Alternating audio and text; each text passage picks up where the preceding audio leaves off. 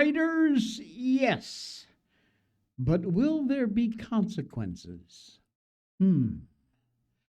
Under 16 years old? No social media for you. And you won't believe where it's happening. And Roblox and Minecraft, and perhaps if you are a parent, one of the most important online shows you will ever watch. I'm going to talk about it, but just so you know right away, the link is in our show notes tonight to the Shawn Ryan Show, and we will have more on that coming up. It is vital, absolutely vital, that you watch that show. It's upsetting, but it's critical that you watch it and you know that information. Welcome to the Jay Sheldon Show. Happy Monday, Marilyn. Welcome in. You're here. Blessed PTL.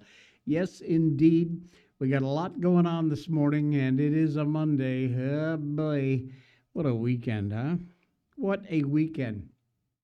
Mine was fairly quiet. Didn't do a whole lot. Stayed home, played the homebody role most of the time. But that's all right. It's good to kind of kick back and relax, enjoy. We got a lot going on. Let's get right into it. Democrats, basically, if you missed this, you must be living under a rock, but I'm going to get you up to date anyway. They have just told our military not to follow unconstitutional orders, while admitting there are no unconstitutional orders. Now, why is this a big deal? Well, they knew and they know that the message was not for our soldiers. It wasn't. It was for global leadership. If a video like this were put out aimed at Putin's military, let's say, what would we assume? Russia was unstable. Maybe they're getting close to having some kind of coup. They didn't give good advice, nor did they weaken President Trump. What they did weaken was this country, America. You got to think about that. That is exactly what they did. Signals doubt to all our allies, opportunity to our enemies. That is precisely what they've done by coming out with this ridiculous video. They are tilting the soil color revolution. Ridiculous. Reckless doesn't begin to describe what these 6 idiots have done. It is not treason. Be very clear about that. It is not, by the definition of treason, treason. What it is a very serious crime under 18 U.S.C. 2387. Now, that law was written for exactly this kind of situation. The punishment is 10 years in prison, and they deserve every day of it. It likely will never happen, but it oughta.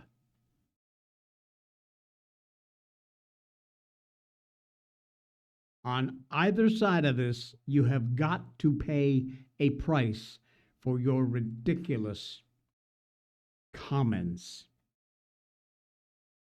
It will only get worse. It will only get worse. Take a look at this. So let's talk right now. Do you believe President Trump has issued any illegal orders? To my knowledge, I am not aware of things that are illegal, but certainly there are some legal gymnastics that are going on with these Caribbean strikes and everything related to Venezuela. What? Excuse me, what? To your knowledge. And yet you still come out with a video like this. Pam Bondi, Get your ass in gear, Judge Janine. Come on. I want to see charges filed, and quickly. Put your cases together and charge these people. 18 USC 2387. 10 years in prison. Never happened. Yeah, exactly. Maryland says they make me sick, especially Connecticut's Murphy. You know, Murphy's been a nightmare ever since he got in office, and he continues to be. None of that surprises me. Maryland says, let me make your day. Now the like little thingy isn't working. I get a red X at the top when I try. What? That's odd. You're frozen on Rumble, but works on X. You know what? It is what it is. I don't know. I don't know what to tell you. I'm tired of dealing with it. We just do it. We put it out there. Worst case scenario, you can always watch it later. And we're also on YouTube. And we're not live on YouTube. We're only live on X and Rumble. But you can see the replay on YouTube about, I don't know, anywhere from an hour to a day afterwards. It's the Jay Sheldon Show on YouTube. Hit over there and hit that subscribe button. All right. Anyway, these idiots, it's an ongoing story. I don't know what's happening with it, but something better happen pretty damn quick, because this is beyond crazy time. Beyond crazy talk.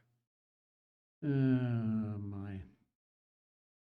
All right, what else? The Clintons. Yep, they are back in the news again, risking a little prison time. These people, I mean, they've been getting away with a lot, and by a lot, I mean a lot, for a very long time. They think they're entitled. They're not. And they risk true prison time if they defy the Epstein subpoenas. House Oversight Committee Chairman James Comer, he is laying down the law for Bill and Hillary.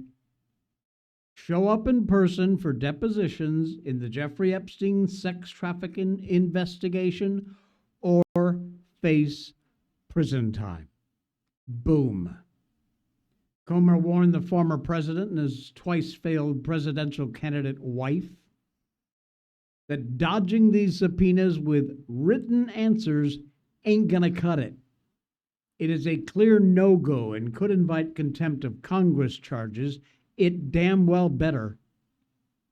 Originally subpoenaed back in August. This is November. Clintons asked their lawyer to request that the committee accept written statements rather than to make them sit for live depositions. Their attorney, David Kendall, claimed that written answers would be the most efficient and equitable approach. Bullshit. And Comer shut that crap down right away. According to Comer, the committee is not obligated to accept their version of how much or what kind of information they should provide. His message very firm: the depositions must happen face to face, and the Clintons are not allowed to rewrite the rules when they want to. It don't work that way. Quoting, given their history with Jeffrey Epstein and Ghislaine Maxwell, any attempt by the Clintons to avoid sitting for a deposition would be in defiance of lawful subpoenas and grounds to initiate contempt of Congress proceedings. That's Comey on Friday. These depositions, scheduled for very firm dates: Bill Clinton, December 17th, Hillary Clinton, December 18th. And Comer made it crystal clear that the committee's goal is transparency and accountability for Epstein's victims and the American people. Again, quoting Comey, the committee looks forward to confirming their appearance and remains committed to delivering transparency and accountability for the survivors of Epstein's heinous crimes and for the American people. Now, while Bill Clinton has admitted to some interactions with Epstein. Traveling on his jet, he is denying ever having visited Epstein's famous island. No formal accusations against Clinton related to Epstein's crimes have ever been made, yet. Comer issued this letter about after President Trump signed legislation which ordered the Justice Department to release the files. Under the Epstein Files Transparency Act, the Justice Department must release all unclassified records and investigative materials related to Epstein and Ghislaine Maxwell. Additionally, it must share files related to individuals who were referenced in Epstein's previous legal cases. Details surrounding trafficking allegations, internal DOJ communications as they relate to Epstein, and any details surrounding the investigations into his death. Democrats on the House Oversight Committee initially released just cherry-picked and doctored emails from Epstein's estate that mentioned Trump, thinking it would take him down. Those emails turned out to be big, fat, juicy nothing burgers. Republicans responded by dumping over 20,000 pages of Epstein-related documents. And when those documents were authenticated, they had unverified claims, and they do not accuse Trump of any crimes. Democrats like Larry Summers, Bill Clinton's former Treasury Secretary, Obama's economic advisor, Virgin Islands delegate Stacey Plaskett, Obama's White House counsel Catherine Rumeyer, and House Minority Leader Hakeem Jeffries all got caught up in the fallout.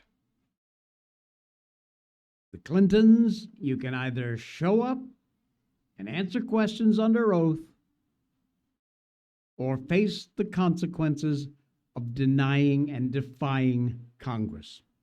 Make no mistake about it, Comer is making sure the former first couple, understands in this probe, nobody is above the law.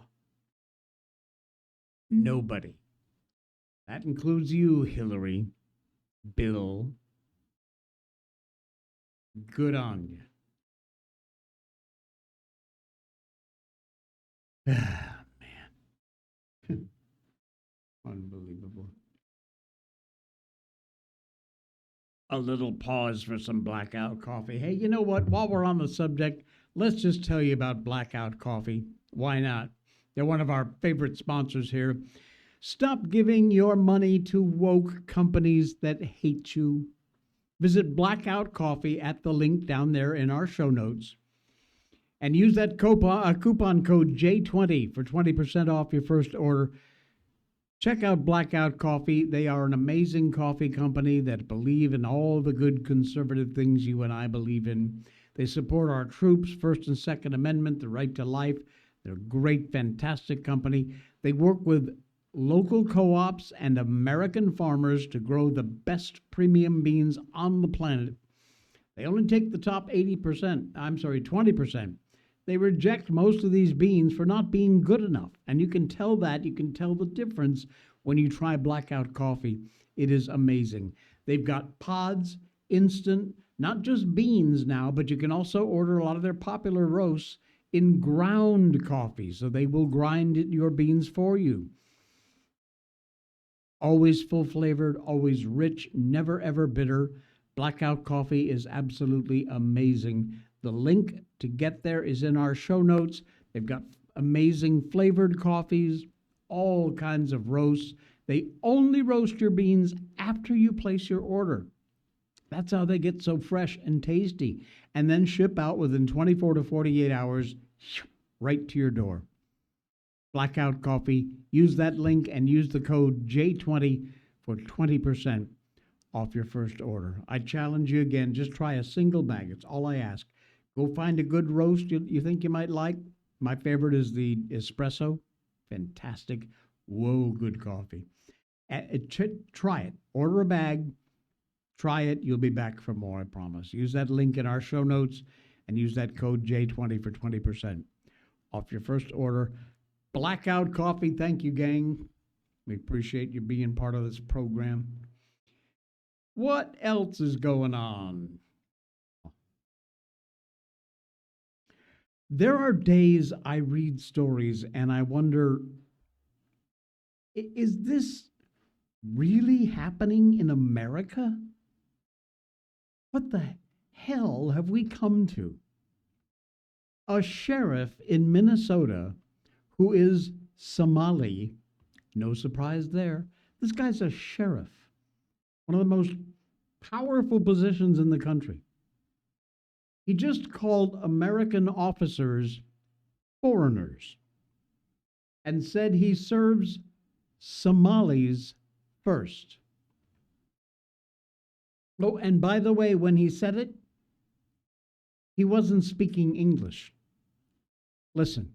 kan haddaan askarnahay Soomaaliyeed ininka ayni shaqeynaa habeenii maalinba ininka ayni taaganahay ma fahanteen horta sida ogtihiinba wadankan anaga qaxootiyan imaanay askar Soomaaliya ma jirin marka hadda anaga markii la haygareeyay waxay noqotay inaan dadkeena u shaqeyno dadkii dhaqankii ma fahmeynaa luqadii ma fahmeynaa culture-kii ma fahmeynaa marka qofka kale ma taqaana ajnabiga abadaanka iyo anaga waa kala duwanahay because qofka gaabkii waxa we build that bridge kaas ma fahantay marka insha Allah waa mahadsantiin again ogaada askari kasta oo Soomaaliya dalka iyo dabadaba ininku inii shaqeeyaa habeenkii marka hurudaan iyo marka ma taqaana achievetaanba ininka inii taaganahay oo Yeah.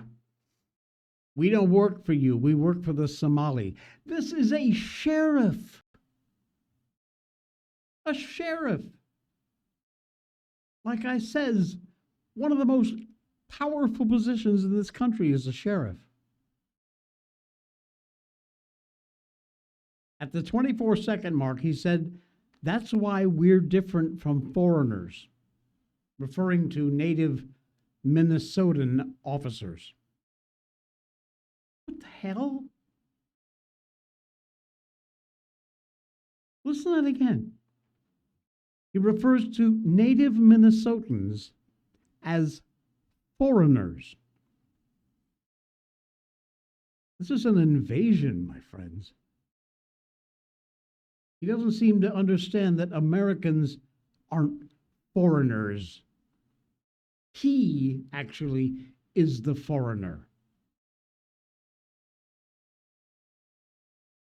And who the hell elected this guy sheriff? Sheriffs are an elected position. Of course, the amount of Somalis in Minnesota in some areas doesn't surprise me at all. This knucklehead would wind up getting elected sheriff. In that position of power. Well, it's too late now. Made your decisions. Good luck, Minnesota. Unbelievable. Hey, here's one for you. A trans activist has been posting horrific messages wanting to burn churches before his second arrest for arson. Yeah. Stillwater, Oklahoma. Now, that doesn't seem or sound like the kind of place you would find a transgender nutcase who is apparently also an arsonist and longs for the day when he can set fire to churches. And yet, here we are.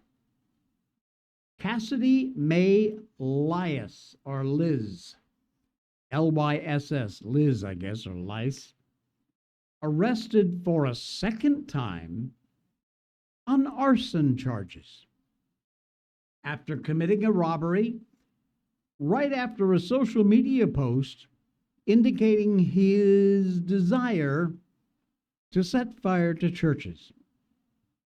We should note that Cassidy May Lyss is in fact a man named Nathan Herbert Click. Opinion column at the Western Journal says a trans-identifying man with an extensive arrest record was charged with arson after setting fire to his own apartment during a standoff with police following a robbery, according to news reports. This whack job, charged with setting fire to his mother's apartment in 2022 while the woman was inside the apartment. His mom was in the apartment and he set it on fire. He also once asked in a Facebook post, "May I start burning churches yet?" Mr. Click, who now goes by the name Cassidy May Liss, get it? Malice, Mayliss? Arrested November 10th in Stillwater, Oklahoma, after the report of a robbery. On social media, he's expressed a desire to burn churches. It's right there. Hold on, I'll show you the post. There you go. Here's the actual post. May I start burning churches yet? And there's the freak.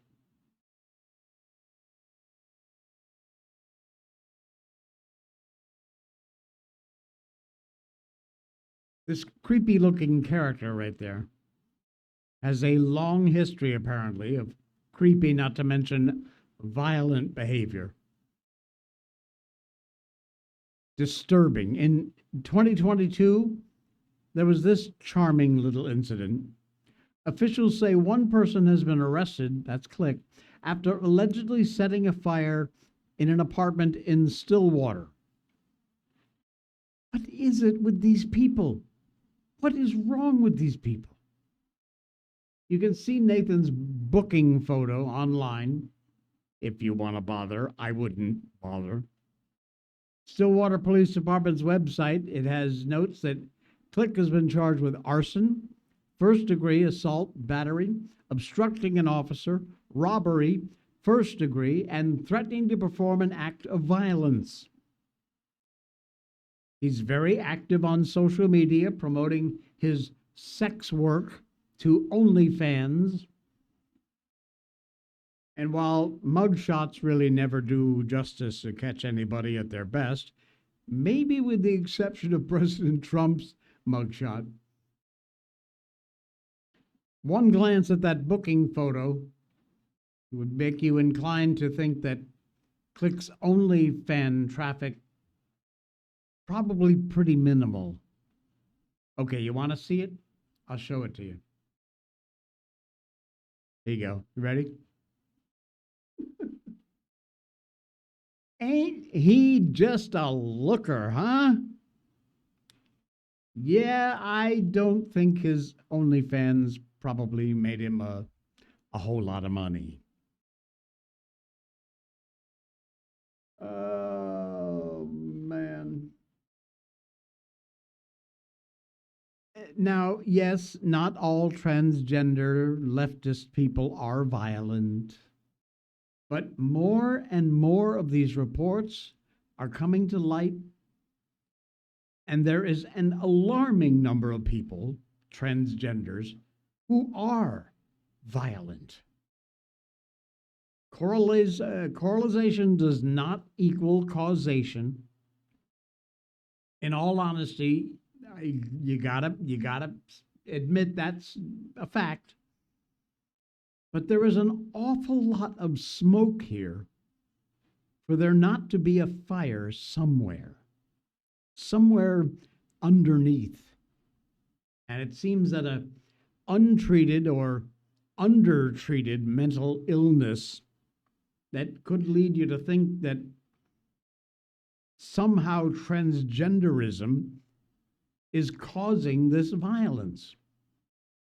Like I said, correlation, not causation, but man, there is a lot of smoke. There's got to be a fire. Nathan Click, the best evidence I've seen of exactly that. Somebody needs to dig into this, find out more, because It ain't healthy. And it is tearing us apart. Absolutely tearing us apart.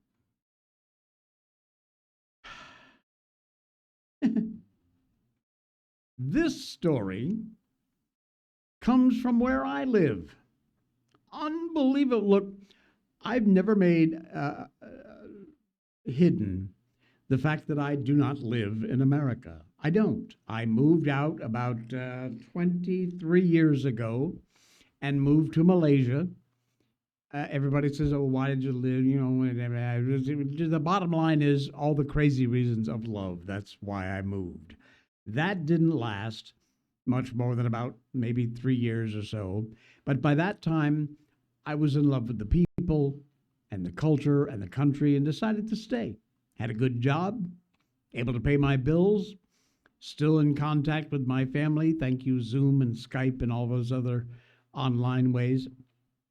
But so I know, in fact, you know, everybody's all hyped up now on X about clicking on the join date. You can see where the person's coming from. Mine, I'm sure, says Malaysia because that's where I live. I've never tried to hide that. I do this show for America, for the United States of America. I am a patriot through and through. But I happen to live here. All right, let's put that aside. Malaysia has come out with an amazing piece of legislation targeted to roll out in 2026, next year, just a couple of months away, a ban on social media accounts for kids under 16. Oh yeah, that is going to roll over like a fart in church around here, I'm sure. If you think you guys in the U.S. are addicted to social media, there is not a day goes by that absolutely everybody, meetings on the street, isn't like this.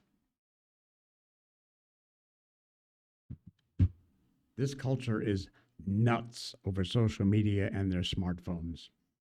Government has set 2026 as a targeted date to implement a restriction on social media accounts for Malaysians aged 16 and below. Yow! Communications Minister Datuk Fahmi Fadzil said this was based on the Cabinet's decision to address cross-generational cybercrime, including protecting children from sexual predators. Go for it. I don't know how you're going to enforce it, but go for it. He said, "We hope by next year social media platforms will comply, and the government's decision to prohibit those under 16 from creating accounts," he told reporters after officiating the closing ceremony of the Cyber Scam Awareness Seminar for the Indian community. Fahmi said the government is reviewing the implementation of a general age limit, similar to measures adopted in Australia and several other countries, particularly regarding enforcement mechanisms. He says different countries may take different approaches, but we will study which method is most suitable to ensure that those under 16 are prevented from having social media accounts. One of the mechanisms, he said, is requiring social media platforms to implement an eKYC verification, which involves government-issued documents, like here we have things called a MyCard, passport, My Digital ID. eKYC stands for Electronic Know Your Customer, digital process for verifying your identity. So we'll see. Come next year, if you're 16 or under, sorry, no social media for you. Now, it's only here in Malaysia, so it's not going to have that big of an impact. We've got, I think, about 35 million people in this country. But nevertheless, it's a start. I got a question for you. When did being a parent become a crime? This next one is a head shaker. The look on this mom's face really says it all. A mother cornered in the doctor's office, not a criminal, but cornered by a system with a clipboard. Do what we say or lose your child.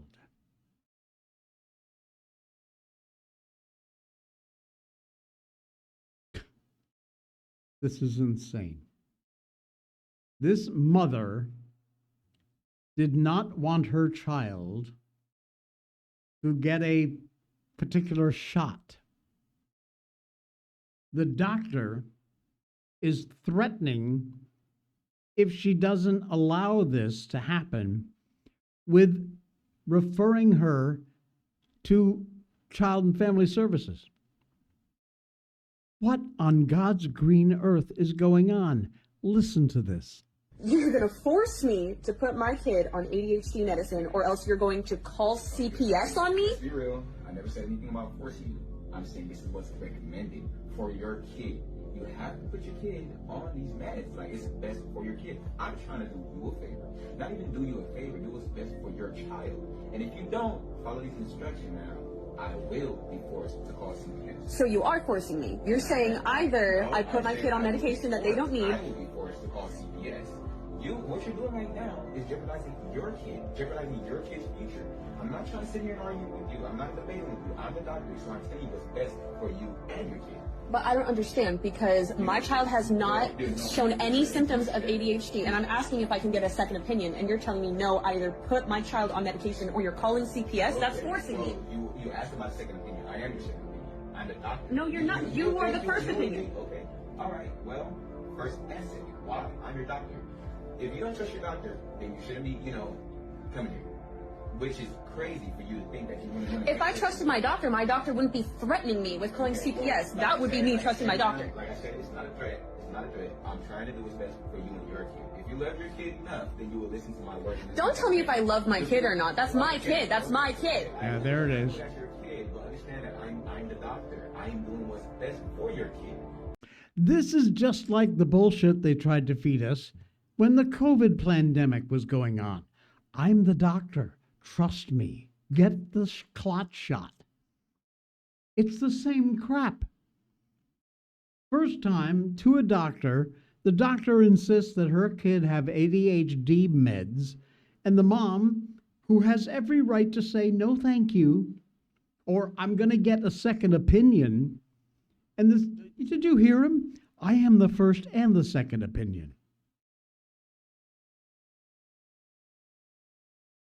Once again, I got to ask the question, what the hell have we come to? Unbelievable. The problem is this doctor won't get his kickback from Pfizer or Merck or whatever drug company provides the ADHD meds. If he doesn't be pushing the poison, he doesn't get any extra money. That's the bottom line, and you know it.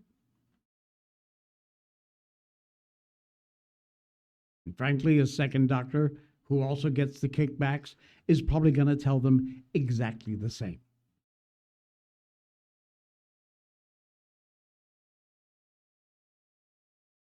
We live in a screwed up world, my friends.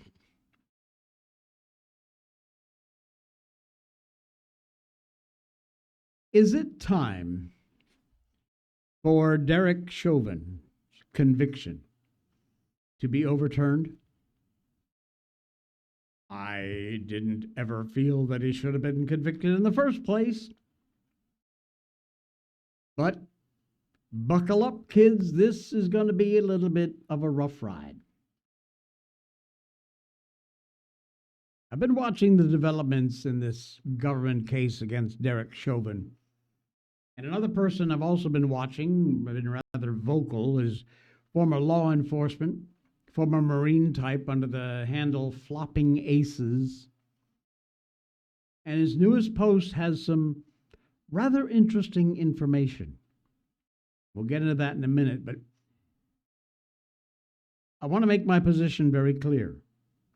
I have always been convinced that George Floyd killed himself. Overdosing on fentanyl, he swallowed to hide it from the police. He was carrying the stuff with the intent to sell it.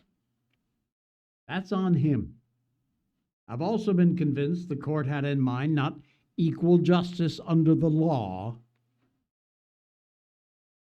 but racial justice by way of judicial fiat. Totally different thing. There were witness intimidation happening as well, which was well documented. One defense witness already had the bloody head of a pig left on what intimidators thought was his front porch in punishment for testifying on behalf of Derek Chauvin. State-sponsored intimidators targeting another defense witness in the trial of the police officer accused of killing George Floyd. Dr. David Fowler, former Maryland medical examiner, forensic pathologist, testified for defendant Chauvin on day 13. The former top cop's actions were not solely responsible for George Floyd's death. And because of this opinion, Maryland will now investigate 17 years of his findings in state cases, including the case of Freddie Gray, Anton Black, other high-profile perps who died in police custody. Fowler ruled Gray's death several days after being in police custody a homicide, medical term which means another contributed to his death. Police officers put on trial were exonerated. Specifically, Fowler testified that George Floyd died because he had a sudden cardiac arrhythmia due to atherosclerotic and hypersensitive heart disease during his restraint by the police. Victoria's piece also references the involvement of Keith Ellison, who was putting everything he had at his disposal. In total, there were 14 lawyers on this case, compared to Derek Chauvin's one defense lawyer. The American Spectator had a piece at the time. It has, I assume, cycled off between then and now, but there is a snippet here I got for you. I called Dr. Baker early that morning to tell him about the case and ask if he would perform the autopsy on Mr. Floyd. He called me later on the day, on Tuesday, and told me there were no medical findings that showed any injury to the vital structures of Mr. Floyd's neck. No medical indications of asphyxia or strangulation. By day 2, Baker knew the risks involved in telling the truth. Sweeney continued, he said to me, Amy, what happens when the actual evidence doesn't match up with the public narrative that everybody has already decided on? And then he said, this is the kind of case that ends careers. Although Sweeney knows very well why Baker altered his diagnosis, Carlson may not. The story bears retelling in light of Sweeney's unwitting confirmation. So what's being done to overcome this huge injustice? Well, attorney Greg Joseph filed a memorandum in support of a petition for post-conviction relief on behalf of Derek Chauvin. 71-page petition filed in Hennepin County District Court. He says this case simply never made any sense. How few murders take place before a crowd of witnesses while officers are working with dispatchers and requesting an ambulance and emergency response. raised questions about how video evidence was used during the trial, and underscored the potential for misuse of video evidence and the devastating effect that false testimony can have in court. They are seeking to vacate Chauvin's conviction or obtain a new trial. The petition argues Chauvin was deprived of his right to due process under the 14th Amendment of the U.S. Constitution and Article 1 of the Minnesota Constitution. What he believes is the false testimony of 2 MPD Inspector Katie Blackwell, Chief Medaria Arredondo, and others during his trial. Joseph told Alpha News, "You can only run from the truth for so long." There's a good deal of quoted material here, I know. In light of that controversy surrounding the video and surrounding this case, you got to bring this stuff to light.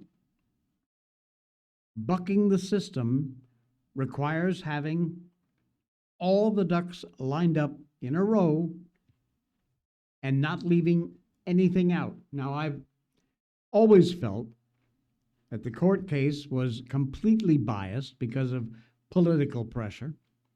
You remember what was going on in the streets when this trial was underway? Court was not focused on the evidence, on the violence of the rioters. Yes, absolutely. Not the evidence. They didn't want to be seen as racist. And in doing that, they became exactly what they sought to avoid: racist. The thing is, if this petition is anything accurate, as I think it is, then that feeling is very justified. This whole thing stinks to high heaven. It always has.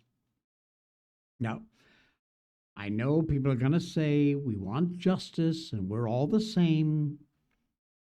To which I say, when George Floyd killed himself, OD'd on the fentanyl he carried, and was trying to sell, businesses were looted, cities were burned. They put up statues to this career convicted criminal. When Charlie Kirk was murdered for simply telling the truth, we did prayer vigils. Nope, we're not the same. Make no mistake, George Floyd's death was a tragedy. But his life was a tragedy too.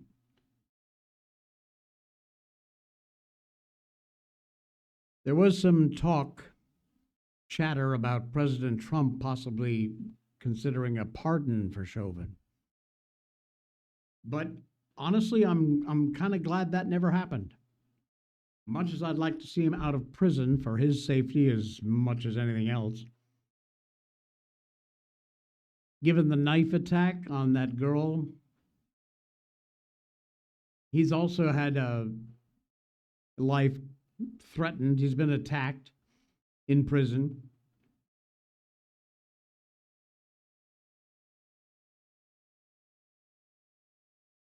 It's time to buckle up and face this thing head on.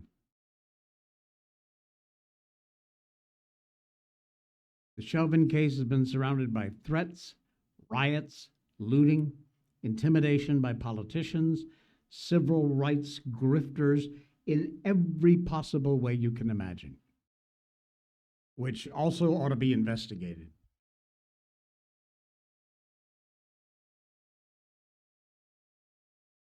Time to move forward on this, get things done. Oh, look at AOC back in the news. And it ain't for the good reasons.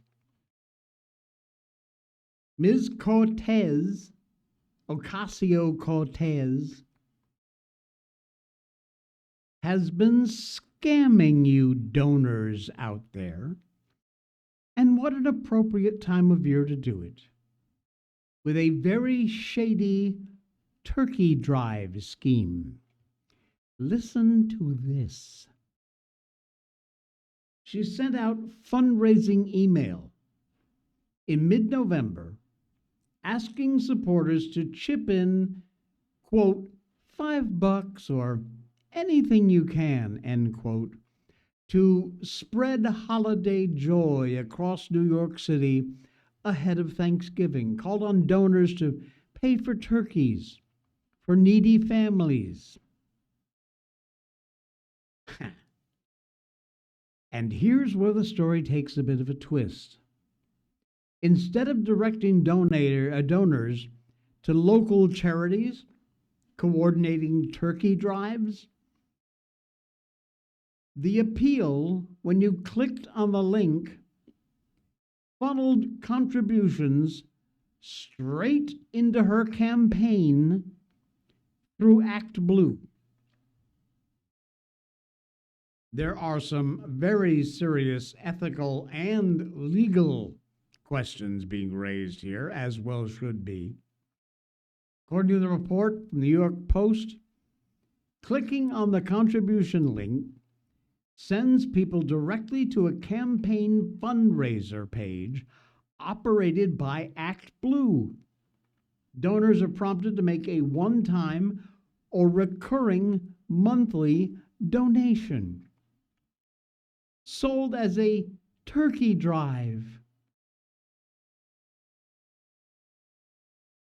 Selecting a dollar amount brings a disclosure that the appeal is paid for by Alexandria Ocasio-Cortez for Congress, and a reminder that donations are not deductible as charitable contributions at tax time.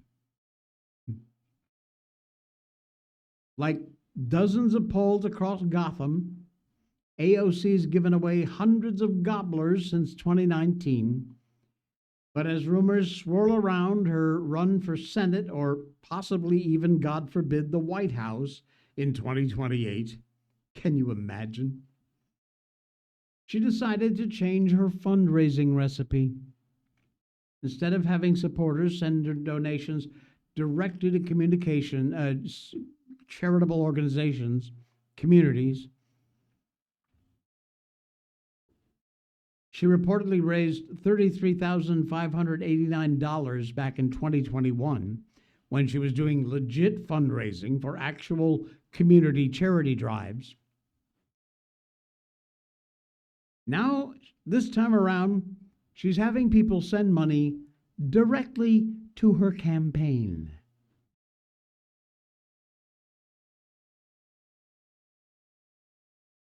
A campaign is not supposed to be a pass-through for charity work. What if she raised enough money to buy 1 million turkeys? Would she buy 1 million turkeys? Of course not. She'd keep 990,000 for her campaign and throw the rest of the turkeys out on the back of a truck, and no doubt there'd be some big photo op with AOC and a turkey. This is not charitable donations, darling. Somebody needs to dig into this damn fast.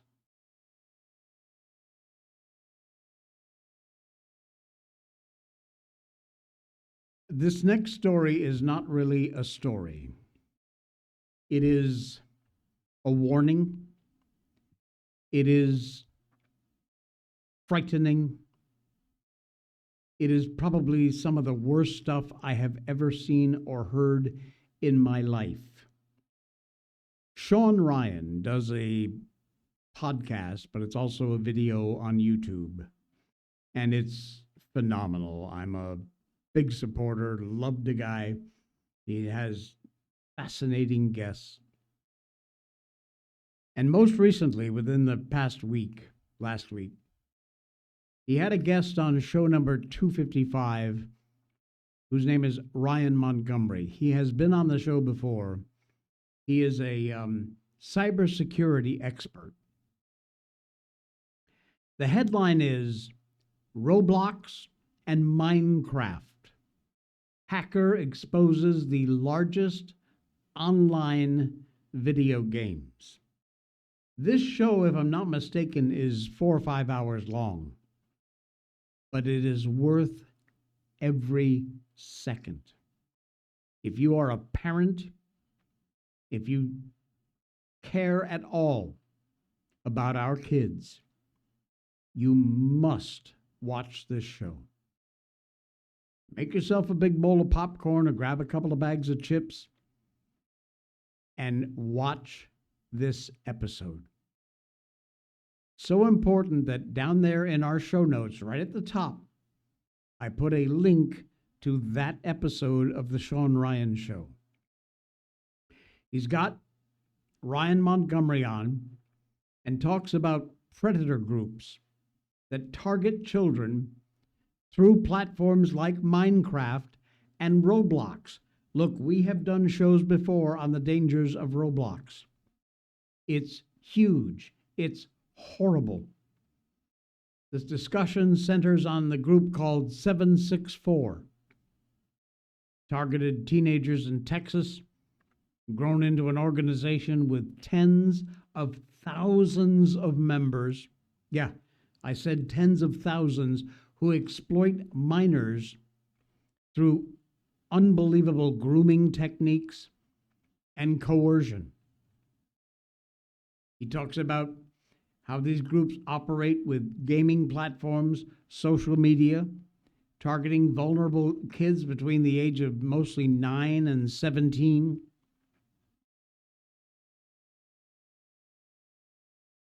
It is an eye-opener. And I'll tell you, it is scary as hell. And he brings the receipts. So please, like I said, if you want to be open to what's going on, and you want to be convinced that you need to get your kids off Roblox, off Minecraft, and perhaps off social media in general, you must watch this Shawn Ryan episode with Ryan Montgomery. It is frightening. And it's information you gotta know. Again, the link is the top link in our show notes. It'll be there, so check it out. Please watch that. Absolutely horrible.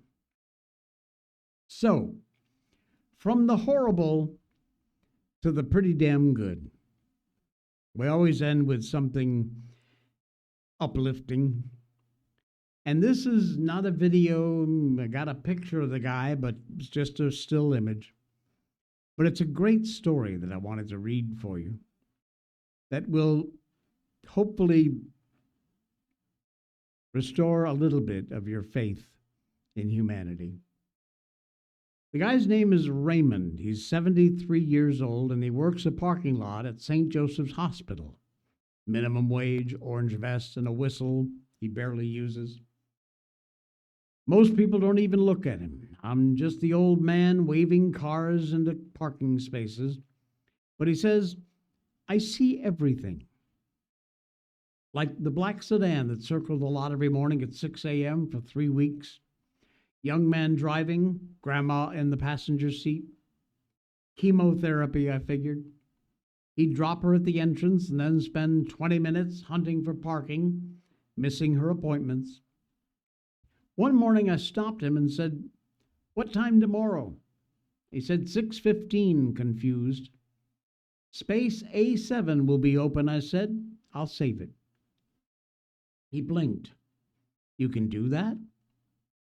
I can now. So the next morning I stood in A7, holding my ground as cars circled angrily. And when his sedan pulled up, I moved. He rolled down his window speechless and said, why? Because she needs you in there with her, I said, not out here stressing. He cried right there in the parking lot. Word spread quickly. A father with a sick baby asked if I could help. A woman visiting her dying husband. I started arriving at 5 a.m., notebook in hand, tracking who needed what. Saved spots became sacred. People stopped honking. They waited because they knew someone else was fighting something bigger than traffic. But here's what changed everything. A businessman in a Mercedes screamed at me one morning, "I'm not sick. I need that spot for a meeting." "Then walk," I said calmly. "Liability issues," they said. The hospital tried to stop me. But then families started writing letters. Dozens. Raymond made the worst days bearable. He gave us one less thing to break over. Well, last month, the hospital made it official. Reserved parking for families in crisis. 10 spots, marked with blue signs, and they asked me to manage it. The best part? A man I'd helped 2 years ago, his mother survived, came back. He's a carpenter, and he built a small wooden box and mounted it by the reserved spaces. Inside, prayer cards, tissues, breath mints, and a note that says, "Take what you need. You're not alone. Raymond and friends." People leave things now, granola bars, phone chargers. Yesterday, someone left a hand-knitted blanket. I'm 73 in a direct hospital traffic parking lot, but I've learned this. Healing doesn't just happen in the operating rooms.